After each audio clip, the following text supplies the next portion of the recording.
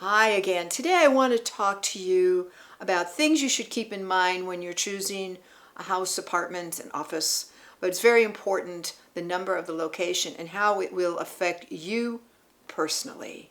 Stay tuned.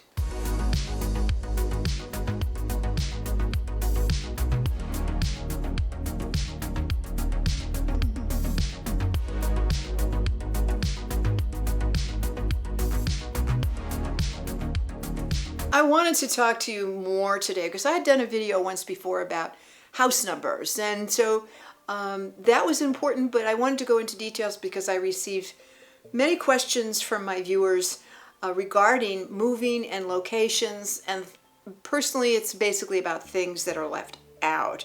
So we tend to leave out a lot of important information when we're looking at an address to make a move, and this goes for your home, your office, apartment, I don't care what it is, it has a number on it.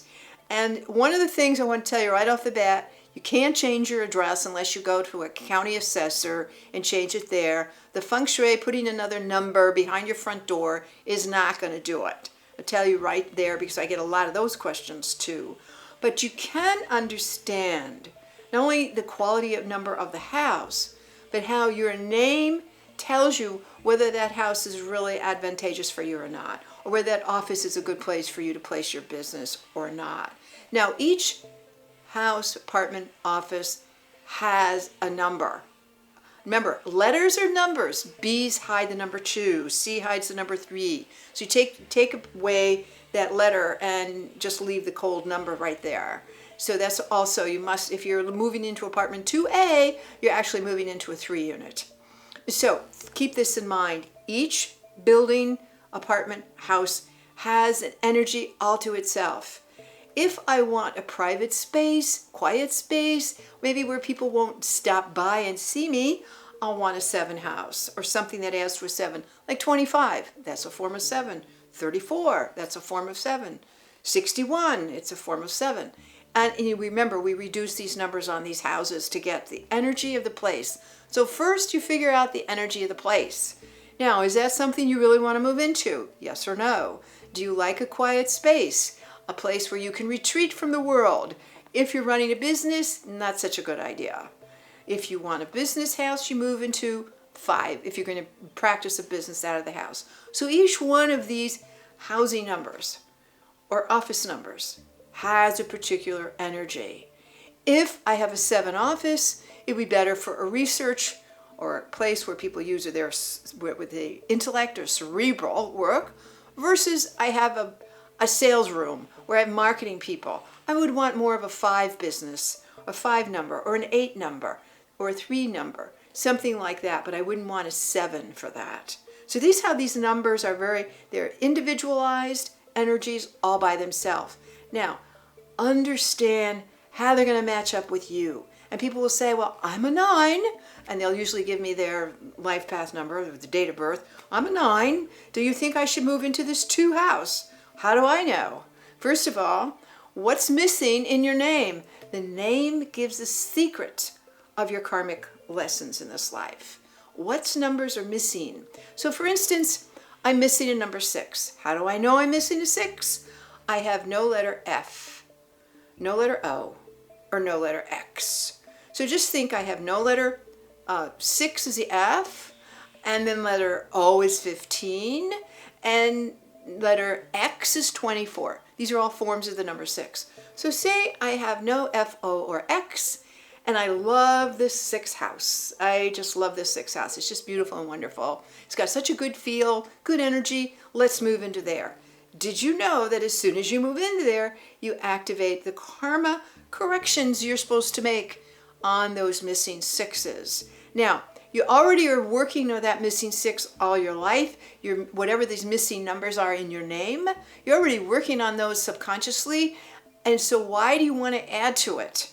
So I would never suggest, if you have missing 6s, to move into a 6 house, because it's going to activate that. It's going to enhance it. It's going to strengthen it. You're going to find, say, a stronger lesson of that missing number than if you had not moved into that house. So even though these numbers, some of these houses are just wonderful, and I love a 6 house, but I don't have any missing numbers in my name, So I'm not impacted by that. I can move in just about any house I want, but there are house numbers that I would like better because the energy is better. The 3 is a house of joy. Love the 3s. Love the 6s. But I don't have any missing numbers. So, and 9s, wonderful. All these are creative numbers. So we do need to know the energy of the location, but we have to know how it affects your own chart, your own energy. And some of these great houses or apartments or office buildings you should not move into. Now, what if you're in one of them? Okay. And this is what happens to people many times. They did very, very well. They move into this beautiful house and things are more of a struggle. Say they're missing a 4 in their name. There's no letter D, there's no letter M, there's no letter V. And so they have no form of a 4. And they've done very well though. They've worked really hard and they move in a 4 house. So we activate all the issues around the number 4. And 4 has a lot of limits on it. And remember, 4 is a box, it's a rectangle. So we activate the issues you had, your karmic issues on the number 4 in your name. Do you really want to do that? So this is why sometimes people, their quote, they call it luck. Every time and since I moved in here, I've been tested. Every time this happens, that happens. Or since I moved in here, I have more responsibility than I ever had. I don't understand why. And the reasons why are what I just said. So what do you have to do to help yourself? Sometimes you have to just move. You can't change the address unless you go to the county assessor's office and get it officially changed. It is what it is. So you can't move the house and put it somewhere else. Maybe some people do. Most people don't. But so one of the best things to do is to start planning on making a move out of the house that has activated all these issues. So I wanted to leave you with that. Make sure you take a look at your own issues in your name, what's missing in your name, what numbers are missing in your name before you go and look at a house and say, oh, that's perfect. I love this house. How perfect is it for you personally customizing your chart? Another thing before I leave you in looking at an address is you must know your timing. You must know your timing. And you must know what personal year you're in. Everybody is always in a personal year. Like, I'm in personal year 2. I need to be patient this year. I'm in a 2 year. The seeds I planted in my 1 year last year are getting roots. I can't see anything that's really moving forward, but my roots are getting stronger and the big plants will come up in my 3 year next year. So what year are you in? If you are in a 9 year, which is an ending year, and you move into a new house or you buy a new house in a 9 year, that house will change. Something's going to go on that will be forced, either a job move, something where you will not stay in that house where the time frame that you thought.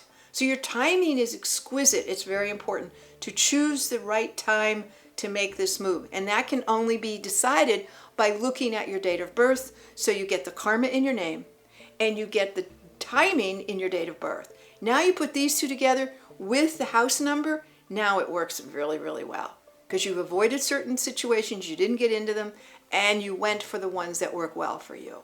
So this is kind of more information on how important it is to understand your name and the effect a house will have on your life and how certain houses. I want to give you one last example.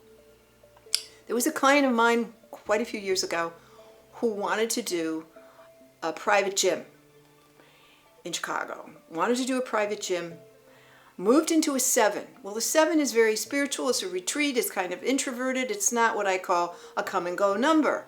So he moves into a 7, and the gym does not prosper. And it was brought to my attention what could be done. I said, you change the gym, you add yoga classes, you paint the colors a light lavender inside, you make it more into body work, yoga, things that help rather than just lift weights. And so this helped turn the business around so it became very, very profitable. So these are things you can do on the location you're in. So this is a little bit more about finding the right place to place yourself. Thanks again for listening. I look forward to our next visit. Hi, thank you again for watching my YouTube channel. If you'd like to see more videos, you can subscribe, see below. There's a place for you to do that. And I'll let you also know I provide a 30-minute location session, private session. So if you're looking to move or change addresses, that might work for you. You can register on my website for that, and it is the location move session. 30 minutes, good investment.